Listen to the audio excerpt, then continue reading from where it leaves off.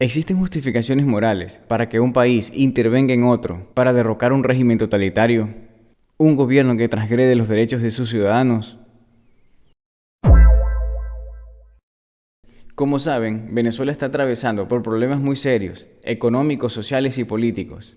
Actualmente está gobernada por una dictadura, la cual, si consideramos el lapso en que gobernó Hugo Chávez, más el que lleva Maduro, tiene más de 25 años en el poder, iniciando en abril de 1999. Este régimen, como consecuencia de sus políticas izquierdistas, ha generado una hiperinflación, destruyendo el valor de su moneda, el bolívar. Ha incrementado la pobreza hasta el 75% en 2018 y, entre otros desastres más, ha sido el causante de una de las mayores migraciones de la región. Se estima que los migrantes que han salido de Venezuela ascienden a 7.7 millones en la última década, afectando a otros países, aquellos donde llegan los venezolanos. Esa casita que se ve ahí con 2 balcones, y ahí lo que están en unos negocios, exprópiese. ¿Cómo lo presenta? Este edificio aquí, ¿cuál es? También es un edificio que tiene locales comerciales de propiedad privada, por lo tanto... Expropiese, señor alcalde, expropiese. Expropiese.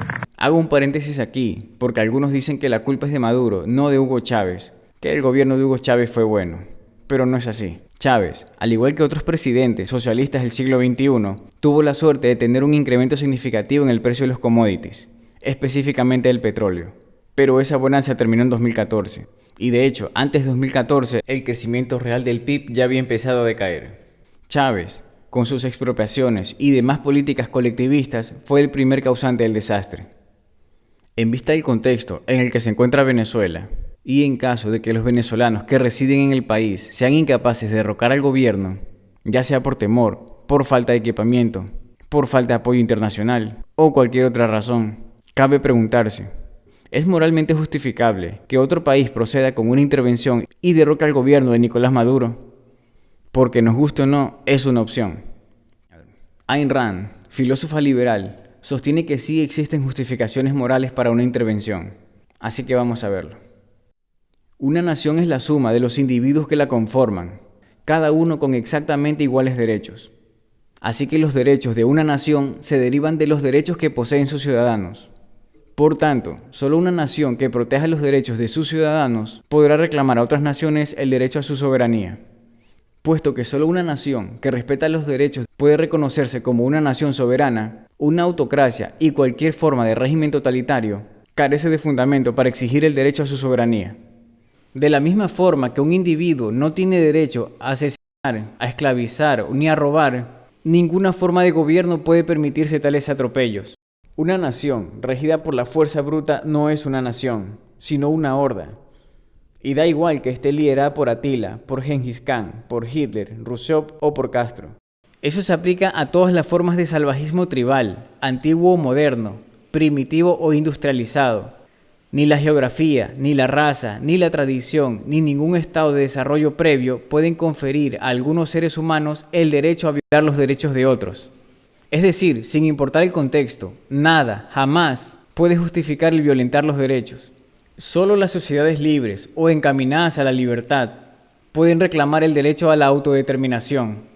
Un régimen totalitario no tiene razón para hacer tal exigencia, de la misma forma que una banda de delincuentes no puede exigirle el respeto a sus derechos a gente civilizada que no delinque. No importa, en ese contexto, el que una nación haya sido esclavizada por la fuerza, como la Rusia soviética, o por el voto, como la Alemania nazi. Los derechos individuales no están sujetos a votación. Es irrelevante si la nación fue sometida por la fuerza o a través del voto de la mayoría. En ambos casos no puede haber exigencias a las naciones libres y reivindicar su derecho de soberanía.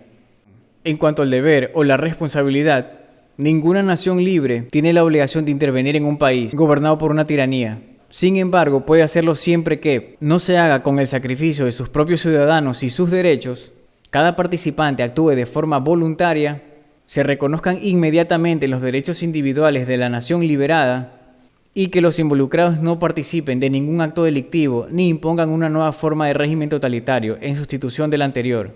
Estos delitos incluyen, por supuesto, el robo de los recursos monetarios y no monetarios del país intervenido. Pero ningún país es realmente libre, dirán muy acertadamente algunos. En ningún país del mundo existe el pleno goce de los derechos individuales. Entonces, ¿Es prohibitivo para todos los países liberar a otros países? ¿O está justificado que un país más libre pueda intervenir en otro país, aunque no sea un régimen totalitario, como una socialdemocracia? La respuesta es no. No hay equivalencia entre una nación en la que se reconocen los derechos individuales, aunque no se los respete y defiendan de forma absoluta, y un país donde estos no son reconocidos y son atropellados abiertamente. Para Ayn Rand existen como mínimo 4 criterios para identificar un régimen totalitario y diferenciarlo de un país cuasi libre. Régimen de gobierno de partido único, ejecuciones por delitos políticos sin juicio previo o con simulacro de juicio, nacionalización o expropiación de la propiedad privada y censura. Un país culpable de estos ultrajes pierde el derecho a cualquier prerrogativa moral, a cualquier reivindicación de derechos nacionales o de soberanía y se convierte en un proscrito. Tema aparte. Sé que esto les puede sonar a una justificación de las intervenciones de Estados Unidos, lo cual es comprensible. Estados Unidos ha incumplido varias de las condiciones necesarias para intervenir en un país bajo un régimen dictatorial. Antes de cerrar esto, quiero citar a Ayn Rand con respecto a la defensa de las dictaduras por parte de la izquierda.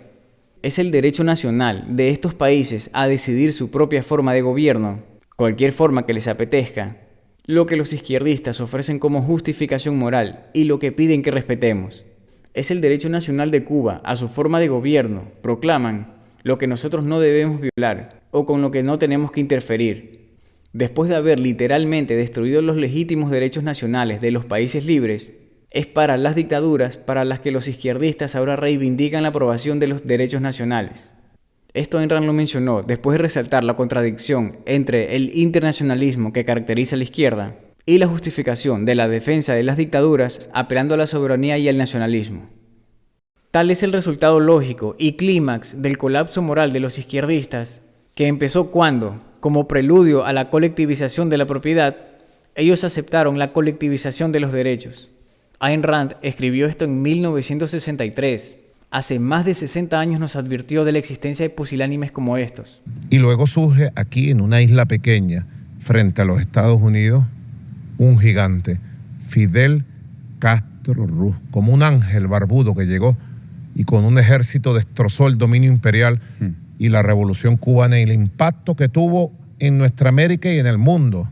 Sí. Fue la combinación de estas 3 grandes revoluciones, Lenin, Mao, Fidel, todavía se siente en el siglo XXI. Ha sido defendida por el pueblo y hoy podemos decir, esta Constitución está victoriosa y Venezuela está en paz. Este acto es posible porque Venezuela está en paz, en pleno ejercicio de su soberanía nacional, de su soberanía popular, de su independencia nacional.